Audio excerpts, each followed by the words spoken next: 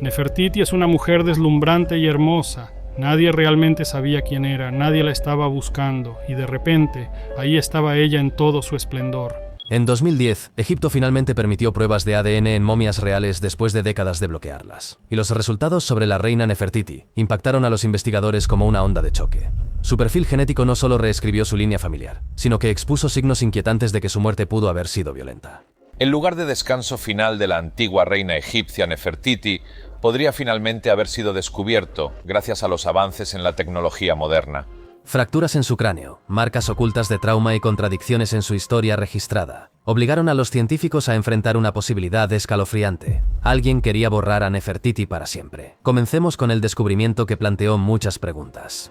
Nefertiti y Amenhotep básicamente crearon su propia religión. Dijeron, así es, nosotros estamos a cargo, somos los segundos después de Dios. Fin. Así que la gente estaba un poco molesta. La mujer que encontraron en la tumba estaba tendida desnuda en el suelo de la tumba, su rostro destruido más allá del reconocimiento. Y cuando el ADN finalmente reveló quién era, expuso secretos que el mundo antiguo intentó enterrar para siempre. En 1898, el arqueólogo Victor Lored descubrió la tumba KV-35 en el Valle de los Reyes. Dentro de una cámara lateral, encontró algo que no pertenecía, una momia femenina sin ataúd, sin joyas, sin identificación y completamente desnuda. Las mujeres reales nunca eran dejadas expuestas de esta manera. Incluso en tiempos caóticos, recibían preparaciones funerarias adecuadas. Pero a esta mujer le habían despojado de todo. El daño a su cuerpo era inmediato y perturbador. Todo el lado izquierdo de su rostro había desaparecido. Mejilla, mandíbula y partes de su cráneo aplastadas en una cavidad abierta. Le faltaba el brazo derecho. Un agujero perforó su cráneo. Durante más de un siglo, los arqueólogos asumieron que los ladrones de tumbas habían destrozado su rostro mientras saqueaban joyas. Pero el patrón de la herida no coincidía con el daño típico de los ladrones. Las líneas de fractura sugerían un solo golpe masivo dado en un ángulo, inconsistente con las marcas de un cincel. Su momificación también era extraña. Los embalsamadores no habían extraído su cerebro, lo cual era una práctica estándar para los entierros de élite. Habían rellenado la herida facial con lino, una técnica utilizada solo cuando los cuerpos llegaban con trauma reciente. Este detalle se volvió crítico más tarde. Significaba que la herida existía antes o en el momento de la muerte. Durante décadas, permaneció sin identificar, solo otra momia anónima en la vasta colección de Egipto. Luego, en 2010, todo cambió. El gobierno egipcio finalmente autorizó pruebas genéticas en momias reales, y los investigadores publicaron sus resultados en el Journal of the American Medical Association. El análisis de ADN reveló algo que nadie esperaba. La mujer desnuda con el rostro destruido era la hija de Amenhotep III y la reina Tille. Era la hermana completa de Akenatón, y lo más impactante de todo, era la madre biológica de Tutankamón. Esto significaba que el joven rey era el producto de incesto entre hermanos completos, lo que explicaba su pie zambo, paladar hendido y los trastornos genéticos que afectaron su corta vida. Pero también planteaba una pregunta más oscura.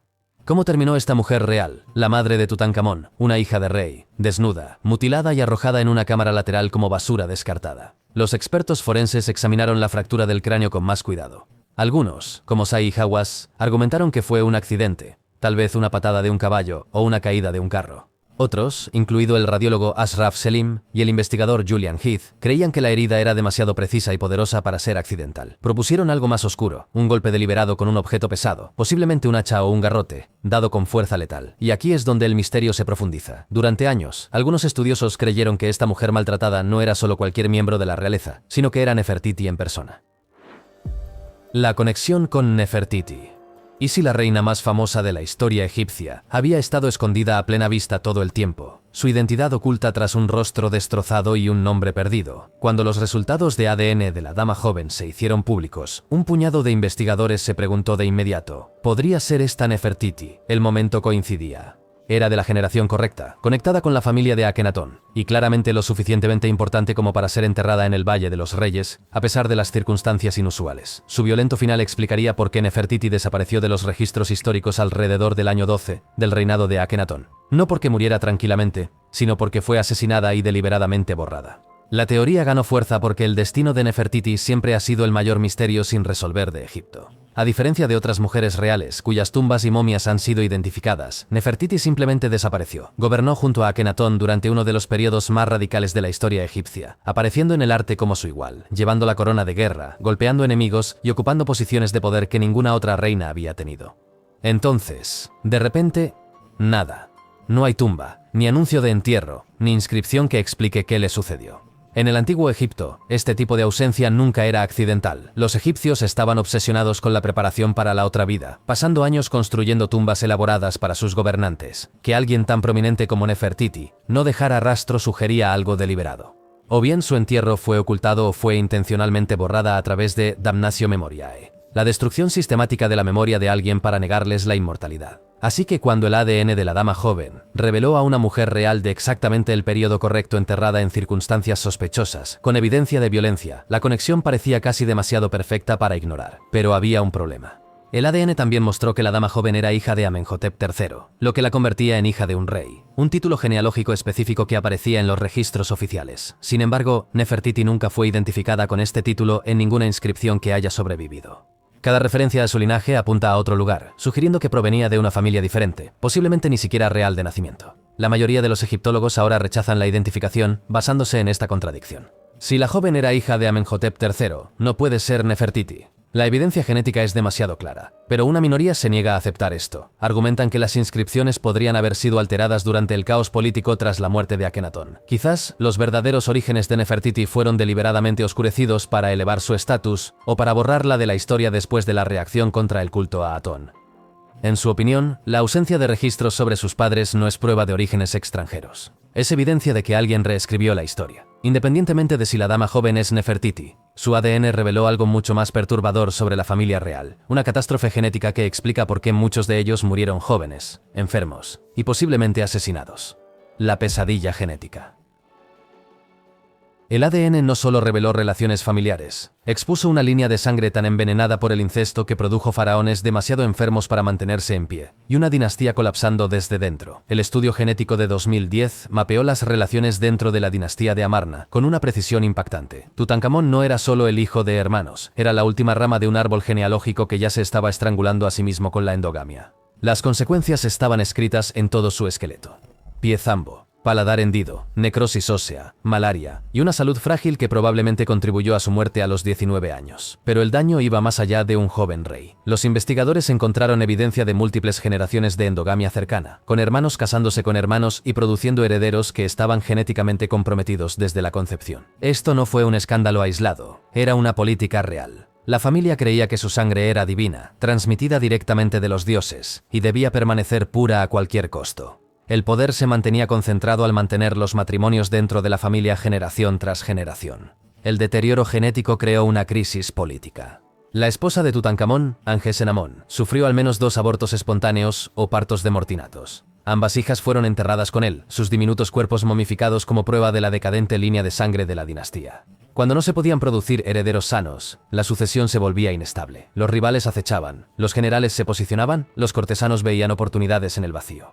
Aquí es donde la historia de Nefertiti se cruza con la catástrofe genética. Ya sea que haya nacido en este sistema, o se haya casado en él, existió en el centro de un orden real siendo destruido por su propio ADN. Si los herederos deformes desencadenaban crisis de sucesión, y cada niño nacido muerto alteraba el equilibrio de poder, incluso la supervivencia de una reina dependía de cuán útil o cuán peligrosa se percibía su línea de sangre. La evidencia de ADN también reveló algo más. El período de Amarna no fue solo una época de revolución religiosa, fue una dinastía en colapso genético, produciendo gobernantes demasiado débiles para mantener el control y creando el ambiente perfecto para la violencia, la traición y la eliminación de amenazas.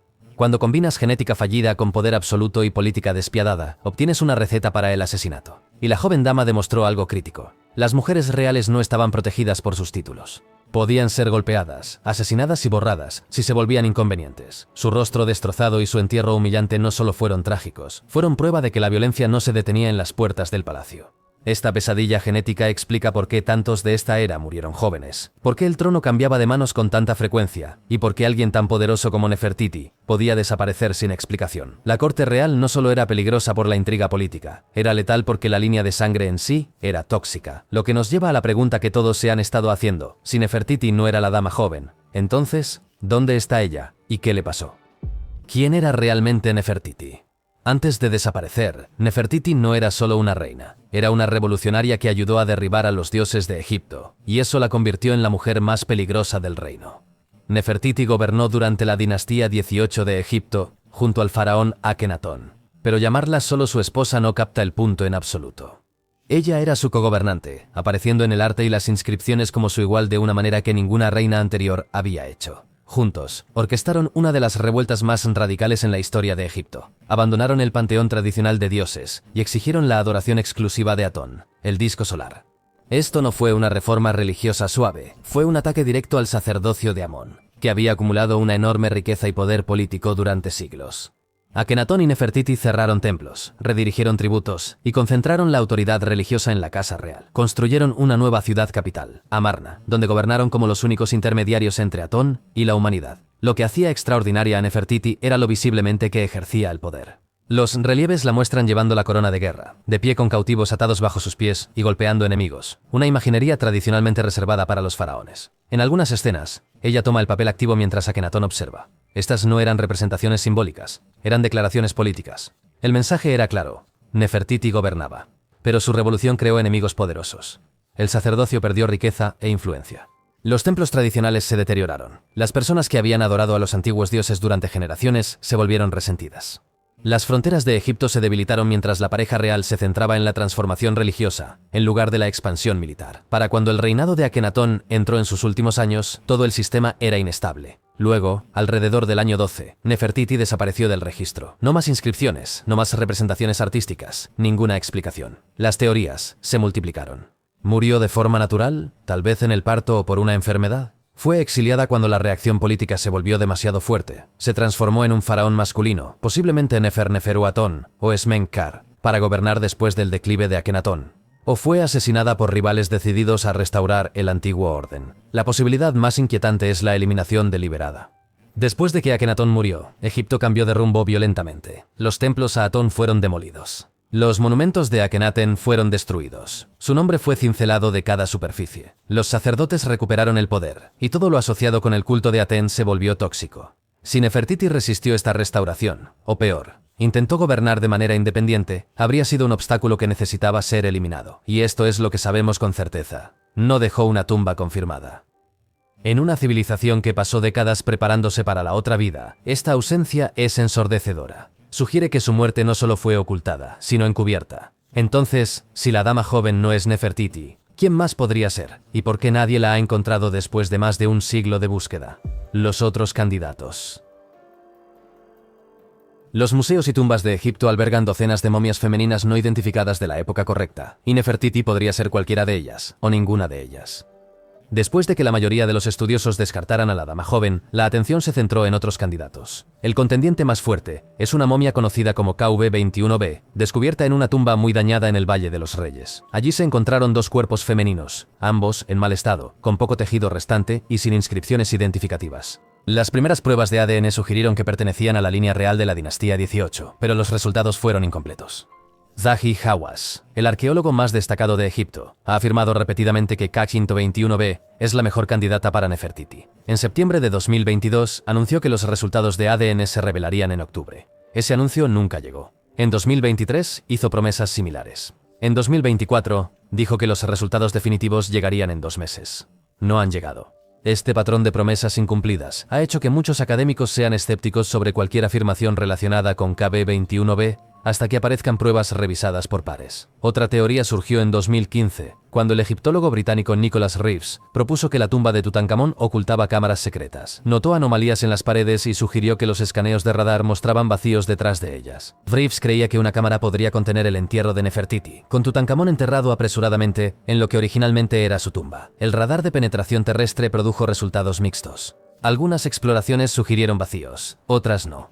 Las autoridades egipcias nunca autorizaron las pruebas invasivas necesarias para confirmar o refutar la teoría, dejándola suspendida en debate. El problema fundamental es este: sin una muestra de ADN confirmada de Nefertiti misma, cada intento de identificación implica comparar incógnitas con incógnitas. La familia de Amarna practicó el incesto a lo largo de múltiples generaciones, creando un enredo genético que hace casi imposible una coincidencia definitiva. Incluso si los investigadores encontraran una momia del periodo correcto con las conexiones familiares adecuadas, probar que es específicamente Nefertiti requiere ya sea inscripciones o múltiples marcadores genéticos alineándose perfectamente, lo cual no ha sucedido. También existe la posibilidad de que Nefertiti nunca fuera enterrada en el Valle de los Reyes. Algunos creen que permaneció en Amarna, la ciudad capital que ayudó a construir.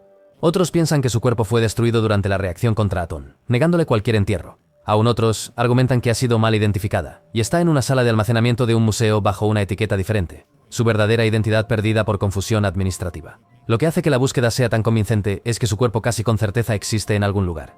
Las momias reales rara vez eran completamente destruidas. Incluso los gobernantes odiados como Akenatón tenían sus restos preservados, aunque ocultos y dañados. Si los contemporáneos de Nefertiti hicieron tanto esfuerzo por borrar su memoria, probablemente escondieron su cuerpo en lugar de destruirlo. Pero aquí está la parte realmente aterradora. Incluso sin encontrar a Nefertiti, la evidencia de ADN de su época ha revelado exactamente cuán peligroso era ser una mujer poderosa en esa corte.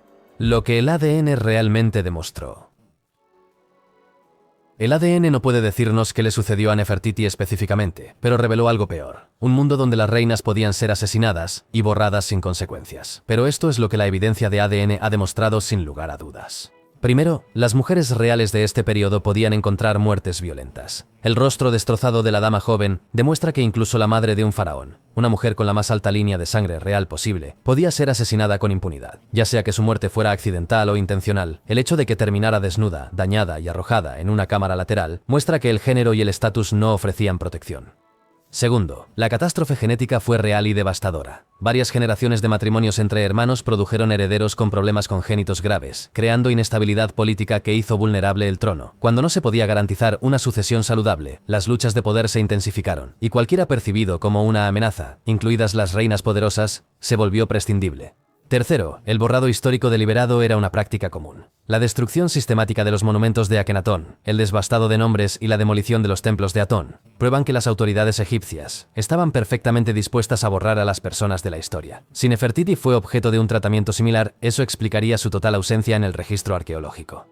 Cuarto, el entorno político durante el colapso del culto a Atón era extraordinariamente peligroso. El sacerdocio estaba recuperando el poder, las facciones tradicionales estaban reafirmando el control, y cualquiera demasiado asociado con la revolución de Akenatón enfrentaba represalias. Nefertiti no solo estaba asociada con ella, era una de sus arquitectas. En ese clima su supervivencia habría sido notable, no su muerte. Lo que hace que estos hallazgos sean aterradores no es que resuelvan el misterio de Nefertiti, sino que muestran que su desaparición encaja en un patrón. La dama joven sirve como un proxy. Si la madre de Tutankamón pudo morir violentamente y ser borrada de un entierro adecuado, entonces Nefertiti, una mujer con mucha más visibilidad y enemigos políticos, enfrentaba un peligro aún mayor. La evidencia de ADN ha transformado esto de leyenda a teoría, basada en evidencia.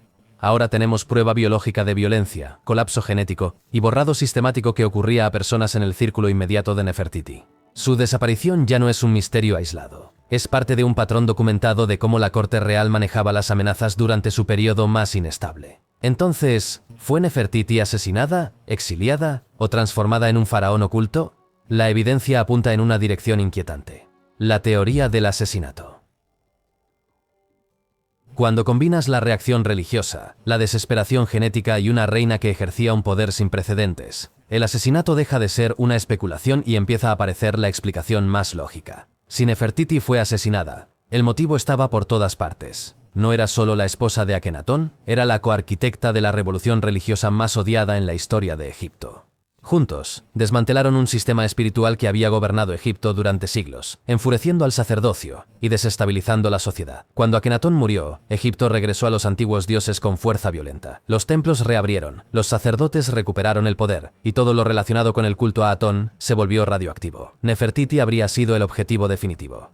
Si intentaba preservar alguna parte de la revolución, amenazaba toda la restauración. Si intentaba gobernar de manera independiente, como sugieren algunos fragmentos históricos, desafiaba aún más la estructura de poder tradicional. En una corte donde el mismo nombre de Akenatón estaba siendo borrado de los monumentos, mantener viva a su pareja más prominente no tenía sentido político. El momento respalda esto. Su desaparición coincide con los últimos años del reinado de Akenatón, exactamente cuando la presión política habría alcanzado su punto máximo. La crisis de sucesión que siguió, con las misteriosas figuras de Neferneferuatón y Esmenkhkare brevemente en el poder antes de la instalación de Tutankamón, sugiere caos y luchas de poder.